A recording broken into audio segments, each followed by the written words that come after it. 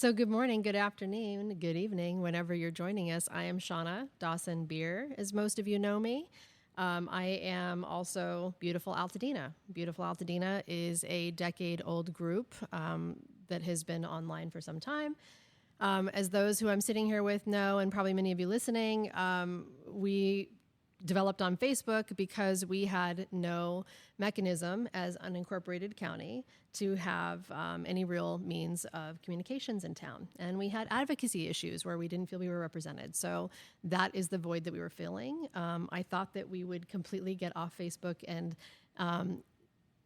disappear onto Substack, where we also are, and perhaps a bit on Instagram, where we also are, around COVID. But then COVID happened, and it turned out we still had no real comms channels and no real representation, and we got really, sucked in. Every time I try to get out, we get sucked in. And then we, after a little pandemic, and then somebody burned our whole town down. So here we are, now starting this fabulous podcast. For those of you who are not familiar, we are a Facebook group of 15,000 across our Facebook group, primary group, and our subgroups. You can find us and a few thousand friends on Substack, and us and a few thousand more friends on Instagram. And we, welcome everyone, new and old, here in Altadena to come and join us. So this is our podcast. I'm going to start out with a huge thanks to Kimberly, who is also Surge Altadena sitting with me, and Steven Sachs, who you'll hear me call Steve, or occasionally Steve-O, because I like to, who is our local Altadena policy wonk, as is the title of his Substack, which is pretty fantastic if you don't read it. And I'm going to let Steve take it from there. Hi, everybody. I'm Steve Sachs. I am the Alta Policy Wonk. I started the Substack in April to try to provide a voice and a plan to go forward, because having lived in Altadena and seeing how long it was taking for government to come with a solution, I felt it was important that we had something substantive that we can start talking about. It started with one post and then two posts, and now we're over 220 posts. Some of you know it's a couple posts a day. But the idea is to provide insight beyond just what you're seeing on paper or what you're hearing, but to understand the why. And the why is important because as we rebuild, it's going to be necessary for us to be able to make choices as a community. And so understanding the context of what this legislation and what these solutions look like, why they're being implemented, are they the right solution or not for our community, I just felt like it was important to have something that people can talk about. And so that's why we created this Substack, and I hope you all read it, and it'll be fun to talk about some of these issues here on this podcast. And to look through some of the issues that are facing us, because we have no shortage, right? From renters issues to property tax issues for those of us who are lucky enough to own our homes, to the environmental fallout, right? Soil, hexavalent chromium-6 in our air, apparently. Every day is another good time, right? But to look at all of that through the lens of policy and how that impacts us, because I know that's something, that frankly, those of us mired in this every day don't always have the ability to take that kind of 10,000-foot view and look at that, Steve. Well, and also effectively advocate. I think that's really important, is that a lot of communities struggle with advocating their positions. So our hope is to be able to provide that context and provide the education and help our community be able to have the right asks when we're in the room with the right people. Right. So before we totally dive in, because this is what happens every time we start talking, I want to make sure that we also introduce Kimberly Berry, who, aside from Surge and being another Altadena resident who, like myself, was a total loss, again, as we were lucky enough to own our homes, unfortunately, also to lose it all, right? And Kimberly's here in the context of our producer, which is amazing, as people are actually making time to do this for the community, and for which we are eternally grateful. And also our co-host and moderator, because, Steve and I can get a little, we can get a lot of things, which we'll talk about and you'll hear about.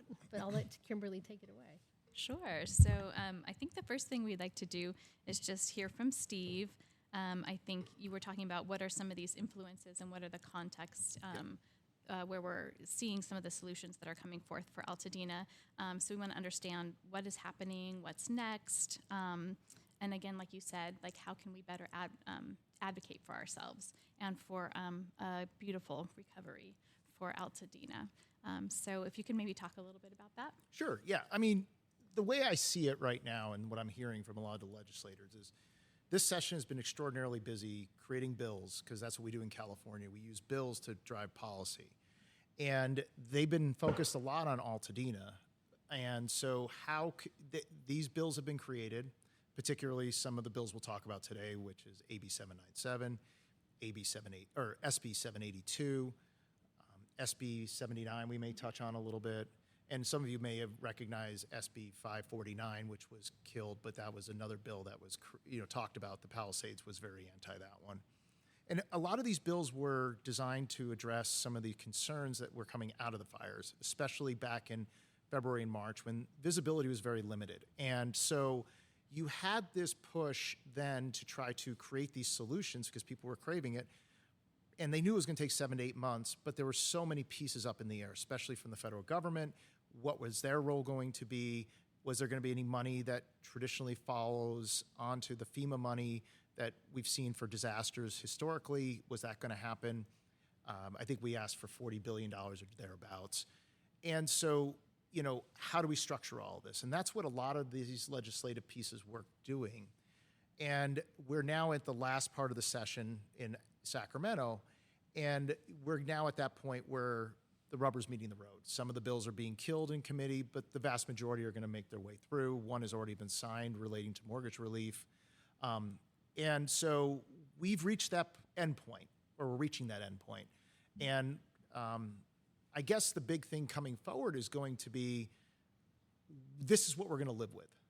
These are the bills that are going to be structured. We're not going to have a lot of opportunity in the next session to add more bills. And so we'll go into a reason why that is, but that's sort of where we are today. Yeah, and could you say a little more about that? Why won't we have the opportunity to write new legislation? Yeah, so my understanding is that the current leadership in the Assembly, at least, has limited the number of bills that a member can introduce, because in California, we introduce so many bills every session to address everything from global warming and, down to dog tags. I mean, it's crazy what the legislators will, implement. And so this session, they kind of said, look, we have this huge regulatory regime because we have all these bills that are created and put in place, and nobody knows how to, enforce them. It's the old, I think it's Confucius or Lao Tzu, the Chinese philosopher, that said, the more laws you make, the more laws you break.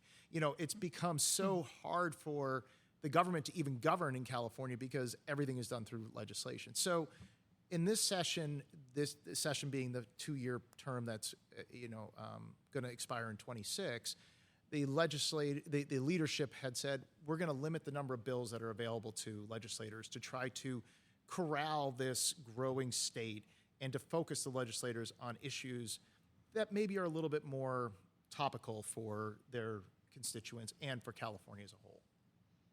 That's a good segue, just because I think we started this podcast to ask some very simple but not very simple questions, right?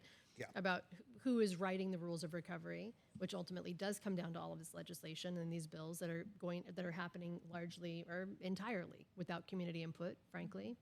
And separate of that, where is the money coming from to do any of these things, right? We have all these things we got to recover. We know that we need, our rebuilding and recovery is not millions of dollars. It's not hundreds of millions of dollars. It's tens of billions. It's tens of billions of dollars. And where that money's coming from, because we know it's not coming from the normal channels it would from the federal government. We know it's not coming from the state, and we sure as heck know it's not coming from the county. So where is it, right? And then ultimately, where is other money going? Like, where is our fire aid money? That's a whole other conversation we shouldn't get into today. But that's $100 million out of the tens of billions for just Altadena, and then you've got tens of billions for the Palisades as well. Right. But all of this comes down to, and again, saying that a lot piece that there's not a lot of, or if any community input, it's who gets left behind again, right? Because there's always someone that gets left behind. Well, and that's why effective advocacy is crucial to ensuring that you're not left behind. Yep. But effective advocacy is not just pointing out the problems. Effective advocacy is also creating solutions to allow yourself to be at the table. And that's something that's been missing from a lot of post-fire or post-disaster situations. It's how can we take this situation and provide a solution that meets the needs of the time? Right. And the time has changed. I mean, we have a different administration today. There are different rules that we're living by. And whether we like it or not, this is our reality.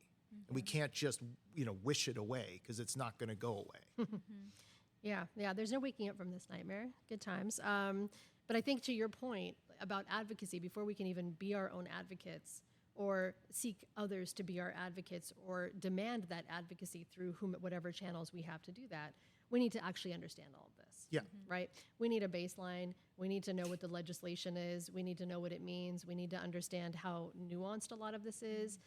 You know, that frankly, on a lot of topics, not just the bills that we're going to discuss and cover, but even just some of the more singular issues that are facing our town. Again, property tax, the environmental fallout, soil and air pollution, lack of accountability on the fire response. All right, that's a big one in our group, from me, et cetera. Again, that'll be the topic of its own episode or multiple episodes to do any kind of justice to that, because we're going to get really fucking angry talking about that.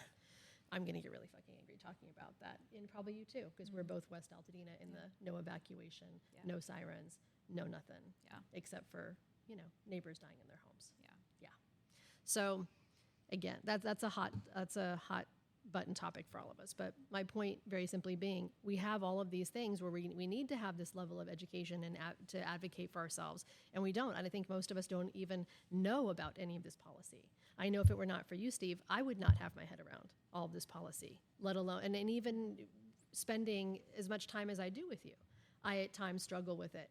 And there's also the fact that, you know, unless you live and breathe this as you do, unless this is your universe, it is very difficult to understand what these bills necessarily say, as they are deliberately written in a somewhat vague way, with some abilities to interpret things in different directions. Well, look, the bills are reflections of the policy consideration in the first place. So you have to understand the why to understand why the bill was created. And so that's important as well, is it's an education beyond just, it's different layers, as I like to tell people. You know, there's the first layer, which is the public layer, which everybody sees, you know, we're going to create this bill to do good, blah, blah, blah. But then there's the second layer, the why, and what it really means in those right rooms, in those conversations, when we're sitting down and, you know, the lights are off and the microphones are off and we're having that real moment. And what is this truly doing, and what is the plan? And in many cases, we probably subscribe more nefariousness to it than it actually is. It really is Occam's razor. You know, electeds are typically overwhelmed by just the sheer amount of things that they have to take care of. You know, when I go to Washington and I sit in the office and, you know, I look at the people coming in when the members are in town, and you have these members that have a meeting with me talking about, you know, post-fire recovery financing and these, you know, very complex financial strategies. And then the next meeting's about veteran issues. And then the next meeting's about, you know, climate-based stuff, and then so on and so forth. It gets to the point where you almost have appreciation for the electeds that, and they have 5 minutes to understand complex issues. Like, and it's everything. And, you know, I struggle with it. And I live this stuff. I can't imagine what they're going through every day. And then they have to make decisions on that split moment. And so I have sympathy for them. No, I'm with you on that, especially after having spent, you know, who is our assembly person who I love, whose name I'm not forgetting, Stefani. Well, we love her. We like Harabedian. Oh, you said ours. You love Harabedian. Yeah, John's a friend. I want his hair. I want his hair. We'll get there. All right, well, yeah, fair. That's what I always tell him. But Steve, for anyone who's listening, Steve does have his hair. No, I do not. His hair. I do not. You do. You're not even doing the comb over. It's natural. There doesn't even look there's a product. Give me about 2 years. Embrace it. Shh. Don't whisper it out to the universe. Don't do it.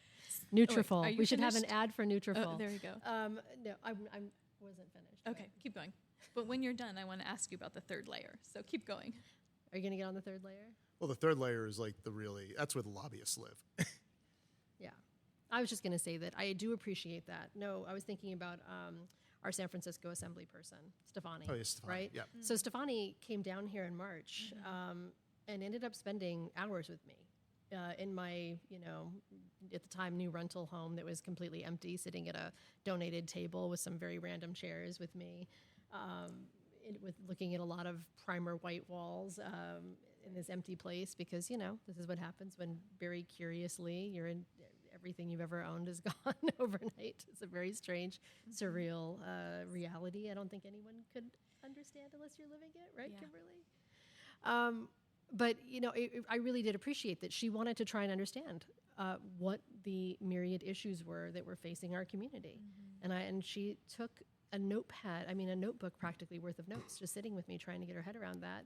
And she was one of the few assembly people who very quickly made time for us when we did go up to Sacramento to have some conversations around this legislation and communicate what the reality is on the ground for us here and what people want and need and what they don't. And it is a lot. I can't even, again, I can't imagine that either. I mean, it takes you, I'm not going to side rail us too much, but it takes you to also how we got here in the first place with Catherine Barger managing the 5th District, which is larger than most states. She is responsible for, 60 different towns? We comprise just a tiny percentage of the vote when we elect a 5th District supervisor. Her district is so crazy. It's so whereas unwieldy. It's Lindsay, bananas. Of course this happened. Of course it happened, because it's not even, you don't even have to be asleep at the wheel for this to happen, because you show me someone with 60 kids and I show you 55 that are neglected. Well, and that goes back to my point about, the sympathy for the electeds, being in those positions and having to take on all of this. And then on top of it, she's the mayor of Altadena. So she's also, imbued with that requirement. Is she, though? But she Other is. than the photo ops, is she? Yeah, but she is. I mean, at the end of the day, she has 2 million constituents that she has to take care of. She has a landmass far exceeding any other supervisor. I mean, you look at Solisa's district in District 1, it's very compact. Lindsay Horvath in District 3, that's where the Palisades is basically the city of Los Angeles and, mostly the city of Los Angeles and, Malibu. Janice Hahn has District 4. She's got the South Bay, so she's got a few more of the mix like Catherine does. But I mean, like you said, 60-something communities is a lot to do. It's not realistic for anyone to manage all of those well and to understand the nuances and needs of each one of those communities. But to your point of having empathy or some sympathy for the electeds in those roles, I would if those electeds were not actively combating every opportunity to divide that district and make it more manageable with an additional supervisor. Well, she's against the supervisor changes. That I'm aware. That was my point. Yeah, it's going to be. It's like, if this is what you want, if you really want this, if you want to have this power, this control, you want to have it all, then figure out how the hell to manage it. But the purpose behind we were not managed. But the purpose behind the 5 supervisors is nice from a governance perspective, because you only have to get 3 votes. And, for the city of Los Angeles, there's always the complaints about the 15 council members and how hard it is to try to get anything through. Adding 4 more votes to the county potentially creates, more friction and makes it more difficult. I mean, right, wrong, or indifferent, I see both sides of this one. We'll see we'll see what happens, because the Measure G, Measure J situation is a bit of a problem. It is. And it could potentially end up in a lawsuit or one of those being negated, and which one. It'll be interesting to see how that plays, according to the LA Times at least. Yeah. On that, as we wrap up this first episode, we're not going to delve into each one of these bills today, because I would fall asleep, let alone our poor listener, who we want you, dear listener, to actually find this to be helpful and perhaps even entertaining and engaging. There's a Substack if you want to read. If you want dense, it exists on Substack, and it's not mine. I try to keep it light. It's a little fiery, but light. That said, do we want to top line for today some of the bills that we will be talking about in the upcoming episodes? Both independently with us and, with guests, right, Kimberly? I know we plan to have some guests on. I know we would like to have some opposing viewpoints on, because I think it's really important to hear all sides of every single one of these issues and perspectives. As we try and balance it out, can you give us a top line run through of everything that we're facing right now, and kind of okay, let me rephrase that. No pressure, Steve. Steve. Just the topics. Just that reminds me of somebody saying to me the other day, "Hey, I got a text. Affordable housing. Figure it out. Give me 5 bullet points." I'm like, "Excuse me?" All right. So, I mean, that's why they pay you the big bucks, Steve. They don't pay me anything. I say we would probably start top line, top bills. I'm thinking structurally. I think that's where we need to start. So we can understand what the structure of this recovery is going to look like for Altadena. I'm not going to get into the specific issues per se. We will touch on them because of these bills. But if we start with AB 782, because that's going to create the district that we are going to live under. And that's that- a county district, so correct. people understand that. It's called an economic infrastructure EIFD. I gotta look it up. Sorry, I can't. It's so many acronyms in my brain right now. Too many acronyms. And when I see E, I always think eat and fire or something around. I know. You and me both. We already this morning had like, wait, which one? Is it EFSN, EFRU, who's who, Oh, what, it's what? Enhanced Enhanced Infrastructure Financing Districts. Thank you. Beautiful. There it is. And All I right. thought this one was environmental. And See, that's why we have a one producer. another. That's why we have a producer. Amen. Even though it's a climate resilience district, but we'll get into that a little bit more. I think the other one I'd like to talk about is 797, AB 797, because I think that one's very important from a financing perspective, especially without the federal government coming in, how we're going to address these concerns and bring in money that's going to allow us to address the various policy considerations. And I can go into, I think there's 4 tranches of policy considerations we have to pay attention to. And for people who don't immediately know what AB 797 is, that's John Harabedian's. Yes. And 782 was Sasha Perez's bill. The other bill that I think is important to talk about is, because there's a lot of misinformation around it, is SB 79. That is a bill that Scott Wiener introduced up in San Francisco. However, it has a lot of application to density, which is going to be a discussion I think we're going to have. It's Absolutely. cussing and discussing, I think we're going to be doing a lot of in Altadena around density. So this is something the governor exempted density for Altadena, and then this bill is going to potentially pass. And I think it's important to understand what this bill means from our perspective. The last piece is SB 549. This was a county-wide rebuilding authority. It was in competition with SB 782. It's been shelved for the time being, but just because it's shelved doesn't mean it's dead. And I think it's important to know that one got shelved for 2 reasons. One, the Palisades came out so hard against it. And 2, even Mayor Karen Bass came out against it. I think it's more the latter. I think that because you had 782 and 549 coming through at the same time, and I think you were in the committee meeting, weren't Yeah. you, Sana, when they said, the chairman of that committee meeting said, listen, I can't give you both, figure it out. And if 782 has both the city and the county on board and 549 doesn't, then 549 shelved, regardless of what the Palisades said. I think that there's a lot, again, I think there was misinformation used there personally. I think it goes back to more, which is Spencer more Pratt. practical. We're going to talk Well, about Spencer. I'd like to talk about Spencer. I'm fascinated by Spencer. I think that was a nice excuse for shelving the bill. I think ultimately that bill was shelved because it didn't meet the city's needs. So why have it pass?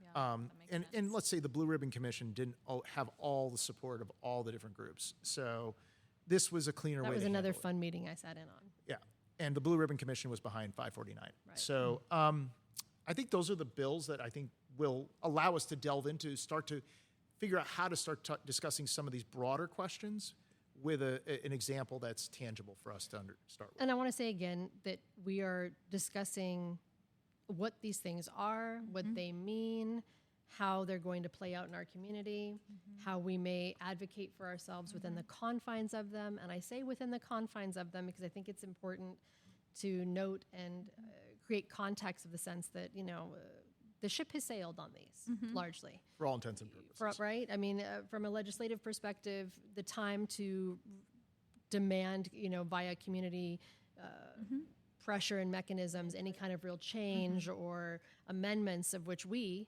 meaning like little old me, Serena Covarrubias, who is kind of our third musketeer, who is not here because she's dealing with her own fire fallout mess right now, otherwise she'd be here with us today having this conversation. And Steve, Steve couldn't join us, but Serena and I, were up there having the conversations around these things because, again, Altadena is not being represented. But it's so critical to have that kind of understanding that we're not going to change anything, that these things are going to pass with or without us. They largely already have. And so now The it's third figuring layer. out it's the third layer, Yeah. right? It is the third layer. And now Will it's the become third a layer. third layer. How do it's still important to understand these. It's still important to know what's coming. And how, frankly, too, there's going to be more. Well, There's it's going to be also- more in the future with the next session. Yeah, because And how do we want to shape that when we're better well, there's going to be very informed? few in the next session. The next session is going to be more business as usual. Because remember, elected's like Karabedian and Sasha, or Perez, already have, they have other constituents besides Altadena. I mean, Altadena is right now the important consideration, but I mean, they still have to take care of their day-to-day. Yeah. And so we've been very fortunate to have their attention this long, and they've done what they can do. But I think we also have to be understanding of where they are as electeds. So, and I think, it's important to, as you've said, Shauna, I mean, so much of this is, we're going to delve into a lot of the underlying purposes. And I think that's what's going to be really important, is so that people understand the context of why. And understanding, too, the interplay between the federal, state, and local governments and how they interact here. Because you can't go to ask a federal to do something that the county's supposed to do, and vice versa. You can't ask the county to go handle federal legislation. I mean, they just don't have that yank. Yes, there is influence, but if they did, we'd have $40 billion today. So we have to understand these things within the context of these broader questions and how they're going to fit. So I hope that helps. Me too. It does. Well, I think, Shauna, as you were saying, we're just going to be wrapping up here. So as we talk about these bills and just what they mean for our future, we're going to want you not just to listen, but to speak up and call your representatives. We're going to talk about some effective advocacy. So this is going to be an interactive podcast as well, giving you some tools and giving us all some tools together to collectively, advocate for our beloved town. And I would say on that note, Yeah. for anyone who's listening to this, if you have questions that you Yes. want us to address, right? If there are things that, frankly, you don't understand, I want to say I welcome what I would call, if you feel like you have a dumb question, ask it, because I guarantee you're not alone thinking it. I have said to Steve 1,000 times that I need policy 101 for dummies. Like, where's my policy for dummies book? Because it's a lot, right? For the layman, especially the layman who's dealing with, the fallout following a fire, right? Like, our lives are already chaos. We already have multiple full-time jobs, and now we're supposed to become experts in policy so that we don't get further screwed. Okay, cool. Sure, why not? Yeah. And just to add to that, if you are interested in being a guest on our podcast as well, feel free to ask us, and we can see if we can make that happen. Absolutely. So where can people do that? They can do it through, if you happen to be a member of the Beautiful Altadena group, that's obviously a really simple, straightforward way to do that. If you happen to be a subscriber to my or Steve's Substack, mine is Beautiful Altadena. Steve? The Alta Policy Wonk. Right. You can find us both on Substack, and you can message us through Substack. Separately, my email address for Beautiful Altadena is beautifulaltadenaog, as in official group, but you can also take that for whatever you'd like it to be, beautifulaltadenaog@gmail.com. And we also are on Instagram at Beautiful Altadena, and you're welcome to hit us in the DMs too. Great. Awesome. Thank you for that. So this is Kimberly signing off with After the Ashes, a Beautiful Altadena podcast. And let's make sure the next chapter of our town is written by the people who lived through the fire. Amen. Thank you.